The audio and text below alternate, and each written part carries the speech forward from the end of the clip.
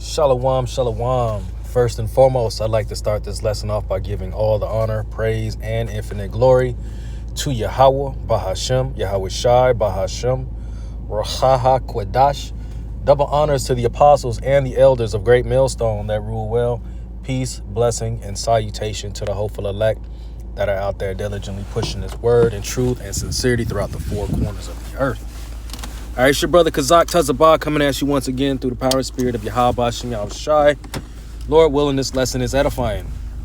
All right, breaking news. Okay, the Iranian president is dead, man. Okay, because they say that it's in relation to a helicopter crash. All right, but I just think it to be a little ironic that, all of a sudden, someone who has been a prominent character or factor of this this war and the rumors of wars to be put to death, okay, is I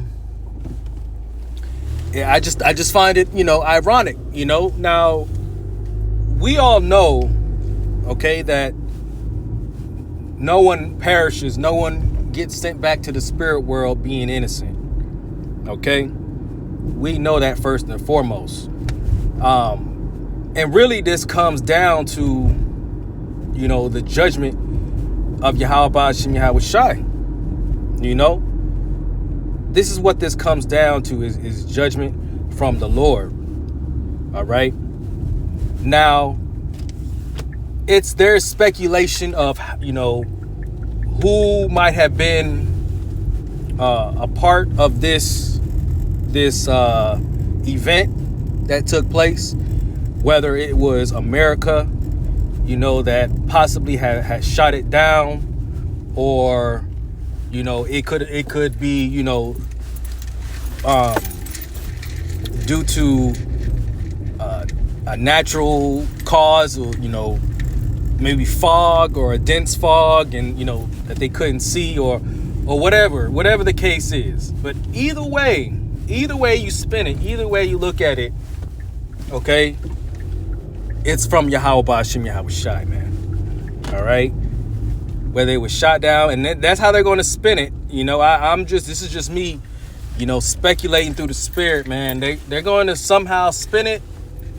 Okay, and all the fingers are going to be pointing back at Babylon the Great, okay, which is modern day America, all right, which will therefore bring strife and tension, which it already is, okay, but things are going to increase, man, okay, tension, all right, a lot of back and forth, and these BRICS nations are going to retaliate somehow, okay? These BRICS nations are going to retaliate, because you got to think about, these are the same people who are affiliated or associated to the Hamas, the Palestine, regime, or whatever you want to call them, okay? The primary, enemies of Israel. Okay, so who knows, man? Who knows where this is going to end up, or how it's going to spin, or how it's going to turn out? But long story short, we're keeping our eyes open, man. All right, we're keeping our eyes open, and we're paying attention to the signs. We're paying attention to the warnings. All right, and really it comes down to, the Lord showing us that, hey, man, it's get ready, okay?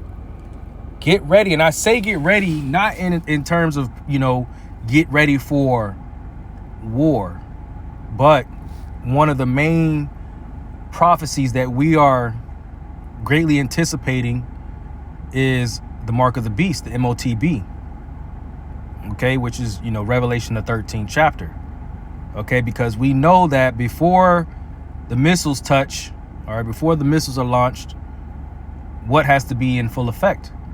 The charagma, Okay. And that's what the Lord is getting us ready for, preparing us for, because this economy and this system is about to crash. Okay. Your fiat currency, the tangible dollar bill, will be null and void, of no effect. Okay. So things are about to, and hey, this is the year, man. This is the year, the hopeful year of Jacob's trouble, man. So definitely be paying attention, man. So I'm going to read a little bit of this article and I'm going to bring out some precepts. But this is the Iranian ruler Ibrahim Raisi has been pronounced dead following a helicopter crash in the mountains of northwest Iran Sunday. The Iranian ruling class has promised the peasants that the work of state authorities will continue without disruption. Raisi was not only the member of the ruling class to die in this crash, several other senior figures were killed as well. Foreign Minister Hussein Amir Abdullahian was one of those who went down with Raisi after only 10 hours of searching. Raisi was pronounced dead. Raisi, 63, and his entire entourage, which also includes Ramadi, the governor of Iran's East Azerbaijan province, died in the accident. The Iranian leader had embarked on a trip after joining Azerbaijan's president. I'm not going to say these names. It says there is speculation that Raisi's death could be met with an all-out war, although the ruling class seems to be vowing to continue to rule. Okay, like I mentioned earlier, man, a lot of speculation of how this helicopter allegedly went down. Okay. And I think to avoid, because obviously if they're going to push a certain narrative on the mainstream media, all right, it's going to put the American people in a frenzy, okay, frantic mode, okay, or who knows what they're telling, the press is telling their people over in Iran, okay, and who knows, but yet what America likes to do is keep their people, okay, these Babylonians, these modern day Egyptians, in a docile, frame of mind, okay, not knowing what's going on in the world, being just a complete oblivious to their actions, okay, and not only America but the beast, okay, NATO and all the countries that partake in that regime. All right, so who knows, man? Like I said, who knows? But people are not going to be, they're really going to be caught off guard when things really kick off, man. Okay, and you can't say that you haven't been warned, man. We've been the prophets, the men of the Lord, starting with the apostles and elders of Great Millstone on down, okay, have been teaching and speaking of these things for years, okay, even decades now. All right, it says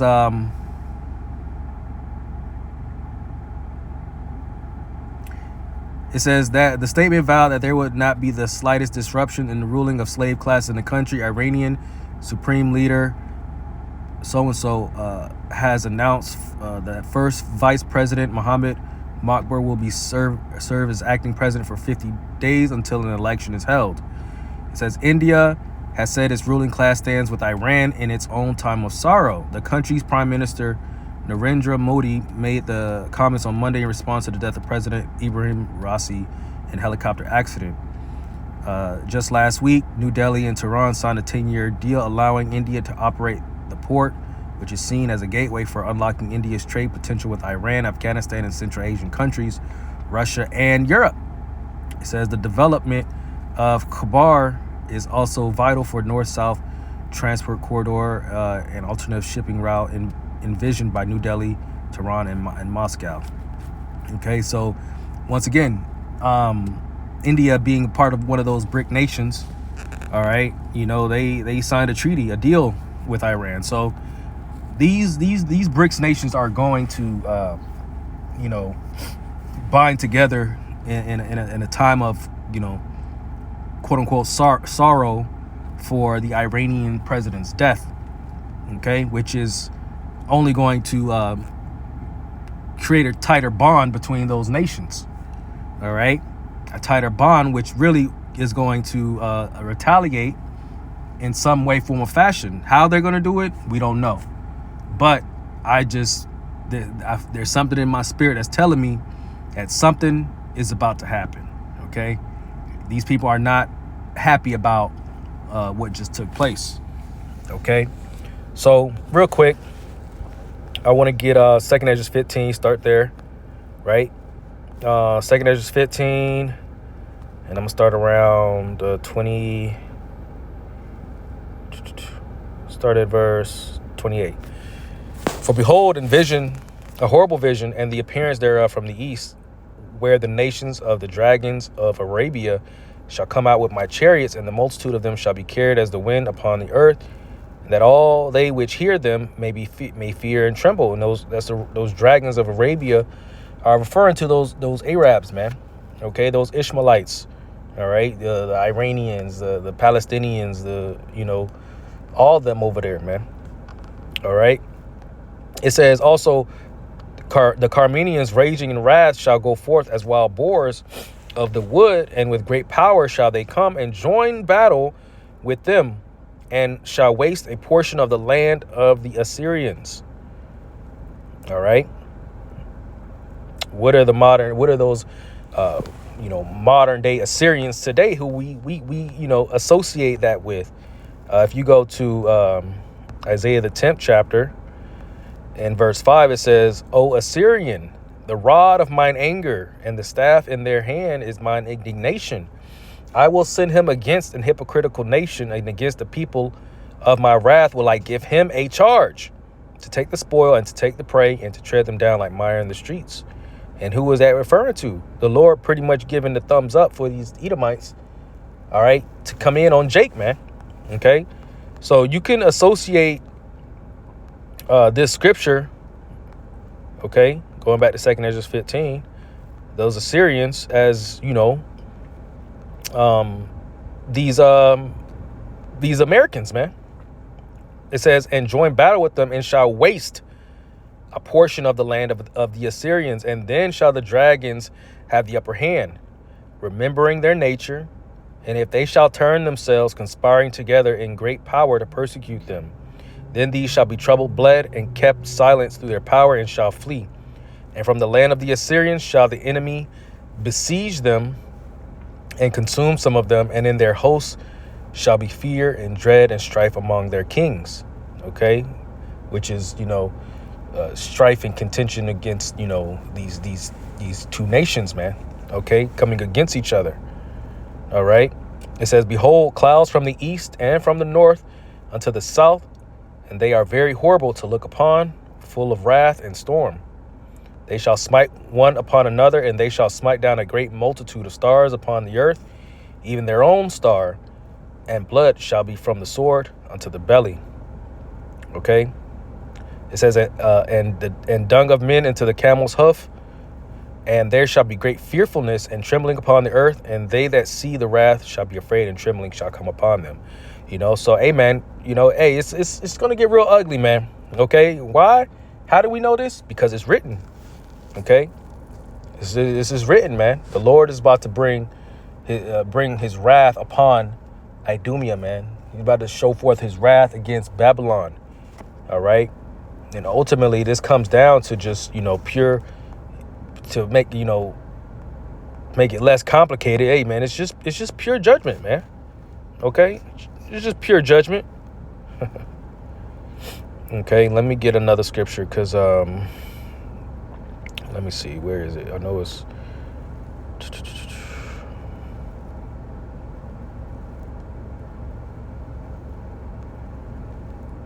right, because they're gonna do, man, they're gonna start sending forth those missiles, man. All right.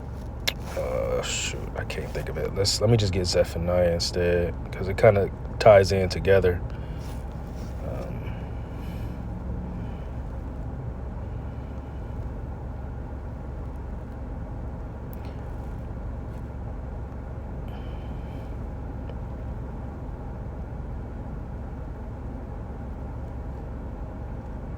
All right, this is I'll just get verse 8.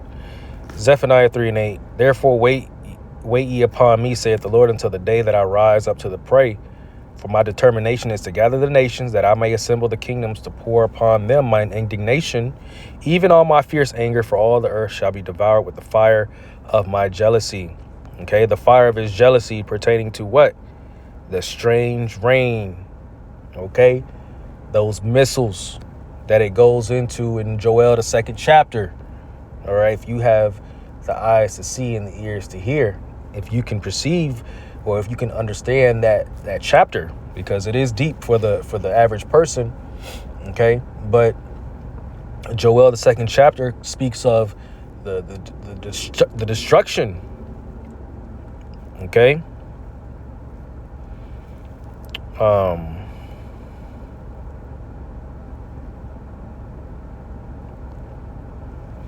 Okay, let's just keep going. Let's get Zephaniah chapter 3 and verse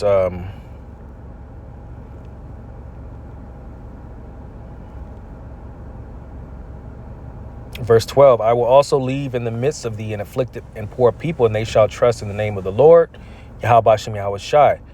The remnant of Israel shall not do iniquity, nor speak lies, neither shall a deceitful tongue be found in their mouth. For they shall feed and lie down, and none shall make them afraid. Sing, O daughter of Zion. Shout, O Israel. Be glad and rejoice with all your heart, O daughter of Jerusalem.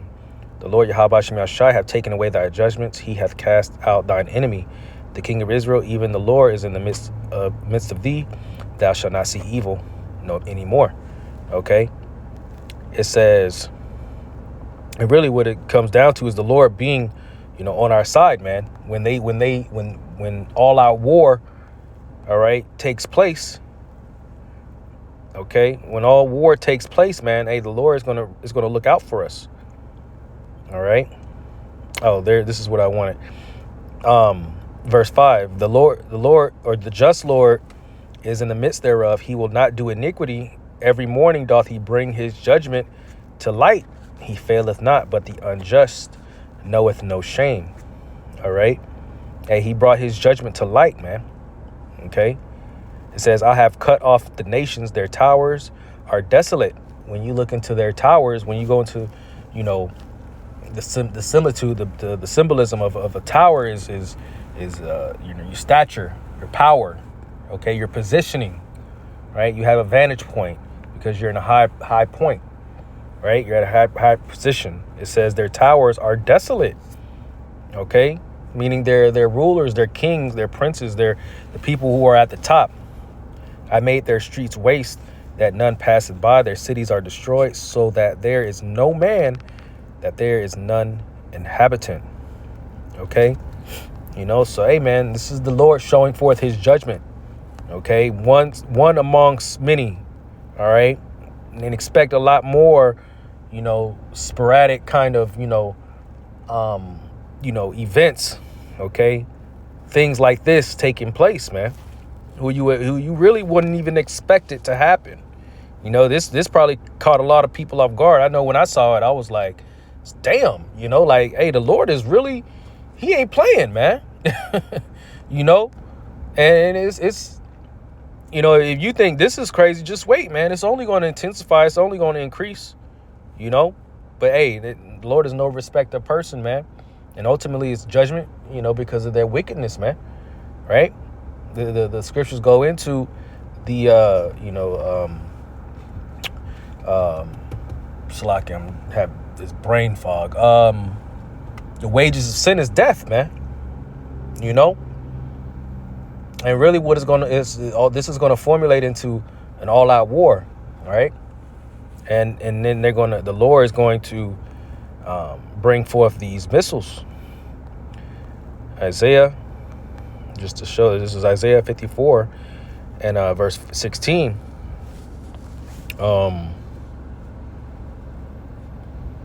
Behold, I have created the smith that bloweth the coals in the fire, and that bringeth forth an instrument for his work, and I have created the waster to destroy. So the Lord put the spirit on these nuclear scientists to put together these bombs, these missiles. It says, no weapon that is formed against thee shall prosper, and every tongue that shall rise against thee in judgment thou shalt condemn. This is the heritage of the servants of the Lord, and their righteousness is of me, saith the Lord Yahweh Shem Shai. All right. So really no weapon is going to form or come against, all right, the hopeful elect. Okay.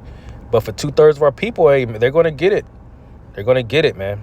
This is Wisdom of Solomon, chapter 16 and 16. For the ungodly that denied to know thee were scourged by the strength of thine arm, with strange rains, hails, and showers where they persecuted, and they could not avoid, and through fire were they consumed.